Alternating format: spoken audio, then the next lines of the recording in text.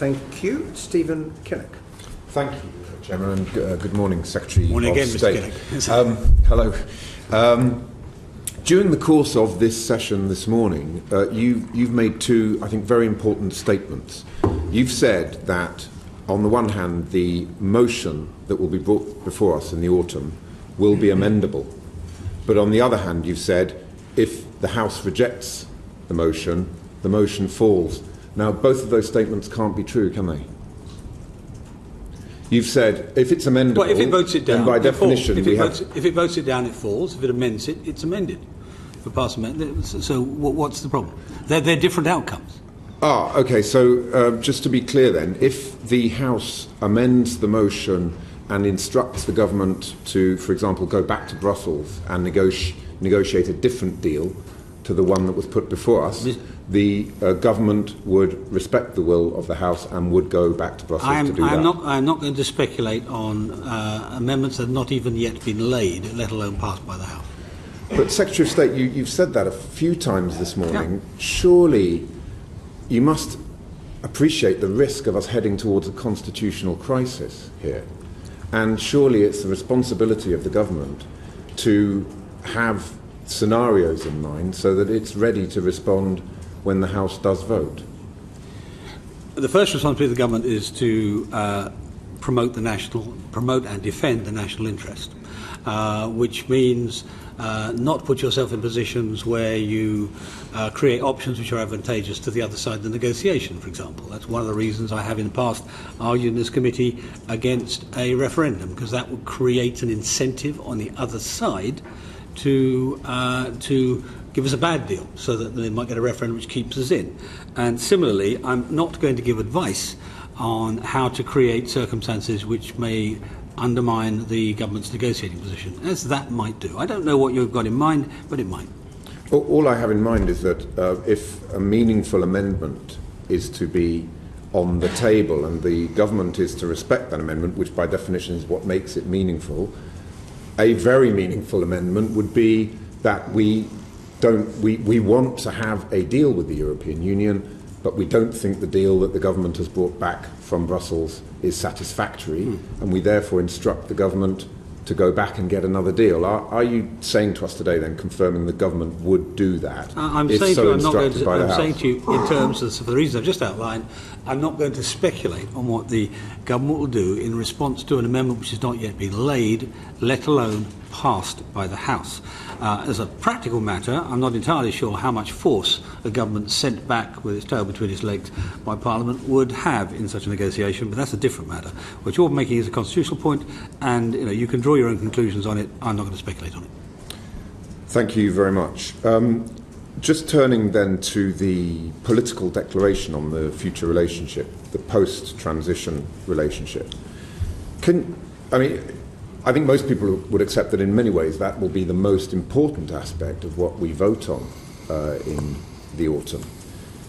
Can you say a bit more about how much detail you think will be in that political declaration, given that it's such an important vote for us? What do you think would be a satisfactory level of detail and information for MPs to make an informed choice? Quite a lot, to be honest. The chairman referred earlier to reports of me saying, well, we're talking about 40-plus parallel strands. One of the reasons is, I want us to have, not just to be able to face Parliament, but to know ourselves what the substantive conclusion is in all those different areas. Now, I've just talked about the substantive issue of a free trade agreement and mutual recognition, which would be a very important, almost central to the whole thing. There will be a whole series of other areas where we will have issues which may not be central, but they're massively important. Aviation, data, nuclear materials, how we handle that.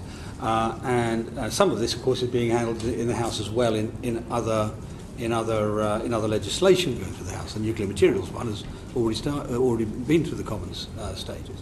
So there will be we intend a large amount of substantive material on this. Basically, decisions. I mean, that's why I avoided the phrase political declaration, because it sounds rather woolly. A statement by the Council on a whole series of decisions as to what the future economic partnership will look like. And I highlighted earlier in my comments to the Chairman that Angela Merkel has said herself she wants to see a lot of detail around that too, because they're of course going to have to present the withdrawal agreement to their own parliaments as well, and they'll want to know that nobody wants a pig in a poking fist. Nobody wants any more uncertainty than is absolutely necessary. The difficulty we have, of course, it will not be ratified until after we leave. That's where the area of doubt comes. Not in, I think, in the amount we will achieve by October. But isn't the weakness in your logic that there is an umbilical cord from going from the Northern Ireland issue to the political declaration? So the future relationship post-transition is to a large extent going to be determined by what can be agreed around Northern Ireland. And so until the Northern Ireland issue has been resolved, meaningful discussions on the political declaration cannot really start. And in that case, is it really likely that we're going to have that level of detail by October? Aren't you fundamentally being held back because you've not yet found a solution to the Northern Ireland issue? No, that reverses the logic, Mr. Kinnock. We have said since the beginning, indeed, when we were at this stage of the first round of negotiations, organising the four strands, we were very clear we wanted Northern Ireland in there because we view both the circumstance of Northern Ireland and protection of the Belfast, of the Good Friday Agreement, and indeed, bluntly, the protection of our closest neighbour, Ireland, as fundamentally important. The economy of the Republic of Ireland is fundamentally important. Yeah. So that means it's important.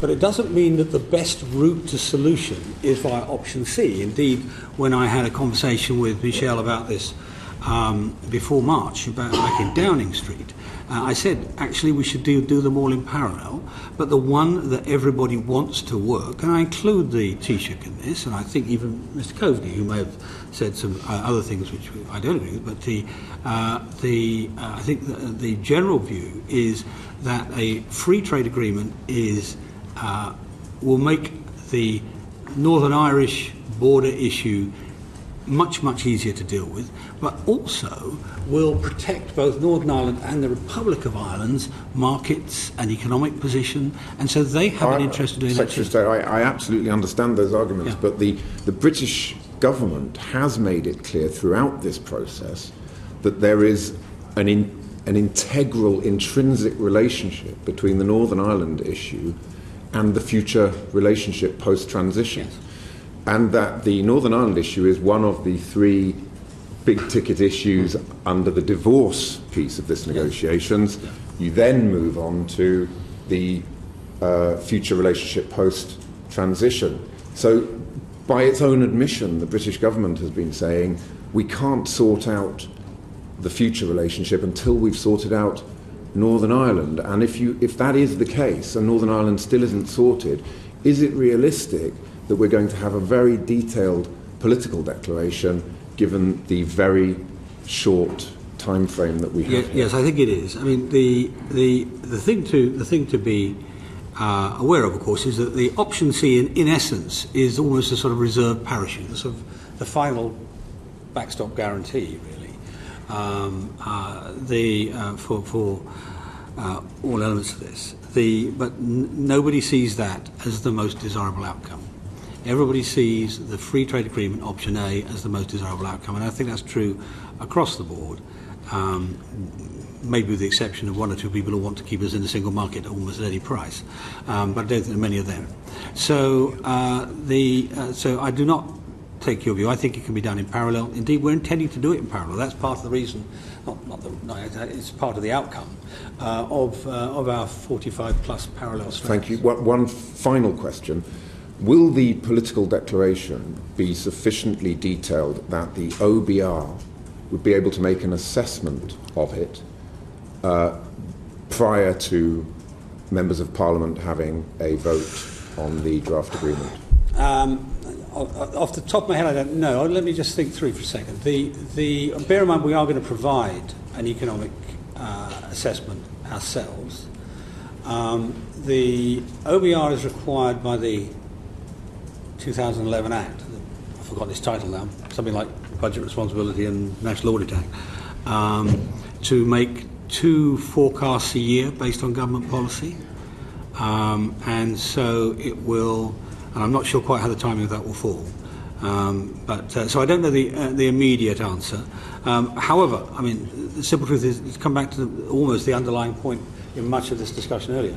Much of this will be in, well, nearly all of it will be in a public domain in the run-up to the point of the outcome. Up to the point of October, and of course, both the OBR and the National Audit Office have access to all government data anyway, so I don't see that being a problem. But let me have a think on that. If I'm wrong about that, I'll write to you. Thank you. Thank you. Harold Williams.